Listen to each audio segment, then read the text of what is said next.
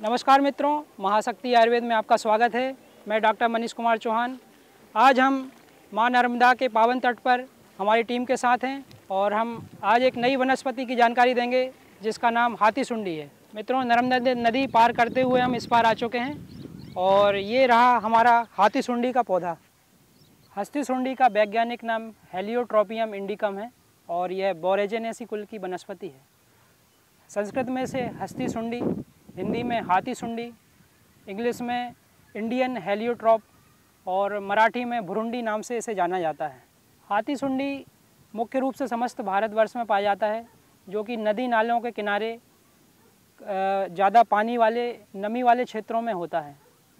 हाथी सुंडी का पौधा लगभग 1 से 3 फीट ऊंचाई का होता है और जो 1 वर्षीय होता है और यह बहुत चारों तरफ फैला हुआ और बहुत शाखित होता है। इसकी शाखाएं सफ़ेद रोमों से आच्छादित होती हैं। इसकी पूरी शाखाओं पर सफ़ेद सफ़ेद रुएं होते हैं और इसकी शाखाएं बहुत नाजुक होती हैं जो आसानी से टूट जाती हैं। हाथी सुंडी की पत्तियां लगभग 1 से 3 इंच लंबी होती हैं और इनके किनारे लहरदार और अगला सिरा नुकीला होता है। इसका पत्र वृंत लगभग 1 इंच लंबा होता है। पत्ती पर भी दोनों तरफ रुएं होते हैं और पत्ती आप देखेंगे तो इस पर उभरी हुई संरचनाएं दिखाई देती हैं, जिससे ये खुरदुरी, गाय के जीभ के समान ये खुरदुरी दिखाई देती है। पत्ती का पिछला सिरा, इसकी सिराएं बहुत उभरी हुई दिखाई दे रही हैं। इसमें इसका रंग हरा, गहरा हरा दिखाई देता है। हाथी सुंडी के पौधे में इसके सबसे ऊपरी भाग में लगभग 6 से 12 इंच लंबी मंजरियां निकलती हैं। ये इन मंजरियों के सबसे अगले सिरे पर सफ़ेद रंग के फूलों के 2 कतारें होती हैं। ये सफ़ेद सफ़ेद रंग के सुंदर फूल इसमें होते हैं और मंजरी का जो अगला हिस्सा है वो देखिए आप घुमाव की तरह होता है और ये बिल्कुल हाथी की सूंड की तरह मुड़ा हुआ होता है। दूर से देखने पर ऐसा लगता है हाथी की सूंड की तरह, इसीलिए इस पौधे का नाम हस्ती सुंडी या हाथी सुंडी रखा गया है।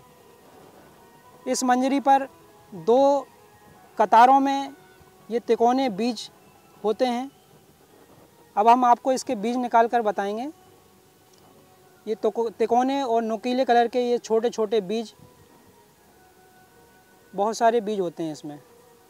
हाथी सुंडी के फल इसमें माला की तरह जड़े हुए होते हैं, जो देखने में बिल्कुल अजवाइन की तरह दिखाई देते हैं।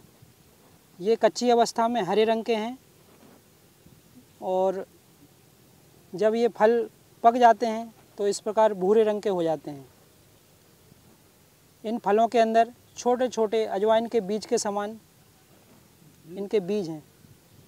राजनिघंटु के अनुसार हस्ती सुंडी कटु तिक्त उष्ण सन्निपात ज्वरापहा, अर्थात यह कटु और उष्णवीर्य होती है और सन्निपात ज्वर को यह समूल नष्ट करती है।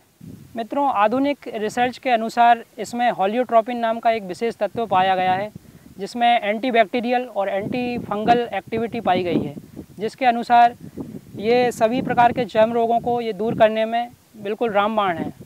हमारा भी अनुभव है कि यदि जो हटीला रोग है एक्जिमा, उसको दूर करने के लिए हाथी सुंडी के पत्ते और ईश्वर मूल के पत्ते दोनों को पीस करके एक पेस्ट बना लें और नियमित इसे यदि 15 दिन तक लगाया जाए तो एक्जिमा रोग जड़ से ठीक हो जाता है। इसके अलावा सभी प्रकार के चर्म रोग, दांत, खाज, खुजली इसके लगाने से ठीक हो जाते हैं। गले में टांसिल हो जाते हैं और सूजन और दर्द होती है, उस समय इसके पत्ते का काढ़ा बनाकर यदि दिन में 2-3 बार कुल्ला किया जाए तो टांसिल की सूजन उतर जाती है और टांसिल रोग ठीक हो जाता है।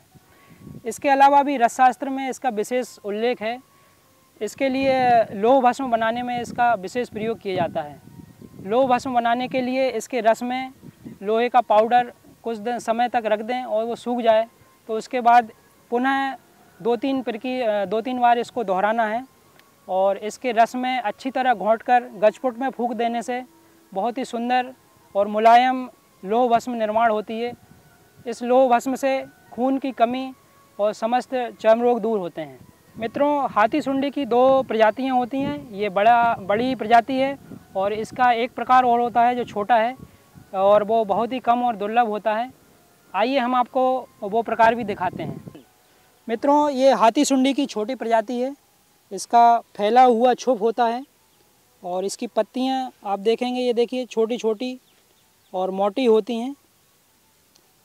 इसकी मंजरी बिल्कुल हाथी सुंडी के जैसी ही होती है। इसमें छोटे छोटे सफ़ेद फूल होते हैं। मित्रों, इसके गुणधर्म हाथी सुंडी की जैसे ही होते हैं। हिताहितम सुखम दुखम आयुष तस्य हिताहितम। इसी मंगल कामना के साथ अगले वीडियो में फिर हाजिर होंगे एक नई वनस्पति के साथ। जय आयुर्वेद।